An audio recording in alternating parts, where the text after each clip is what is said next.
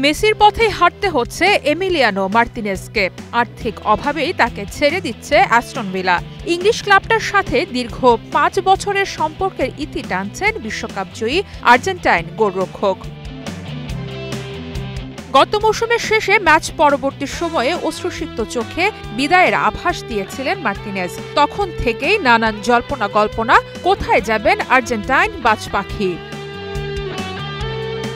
খবর আসছিল বিভিন্ন সূত্রের, গুঞ্জন ছিল সৌদির কোনো ক্লাবে পাড়ি জমাবেন মার্তিনেজ। তবে ইউরোপ আমেরিকার একাধিক গণমাধ্যম দাবি করেছিল বার্সেলোনার হয়ে মাঠ মাতাবেন তিনি।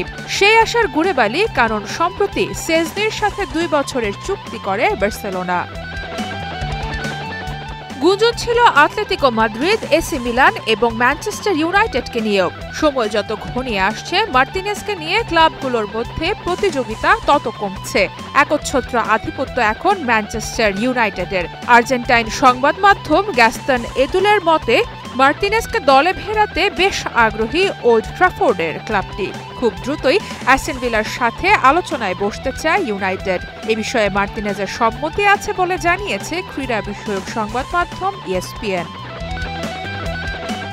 সবকিছু ঠিক থাকলে খুব দ্রুতই নতুন দলে চুক্তিবদ্ধ হবেন এমি। তবে বর্তমানে তিনি অ্যাস্টন ভিলার প্রাক মৌসুম প্রস্তুতির অনুশীলনে যোগ দিয়েছেন। যেন দীর্ঘ ৫ বছরের সম্পর্কের মায়াজালে আটকে পড়েছেন বিশ্বকাপজয়ী গোলকিপার। তবে ছাড়তে হবে আপন ঠিকানা, যেতে হবে নতুন গন্তব্যে। যেমনটা ঘটেছিল তারই স্বদেশি ফুটবলার লিওনেল মেসির সাথে। ২০২১ সালে মেসিকে বার্সেলোনার সাথে দীর্ঘ ২১ বছরের সম্পর্ক ছিন্ন করতে হয়েছিল ক্লাবের আর্থিক দুরবস্থার কারণে।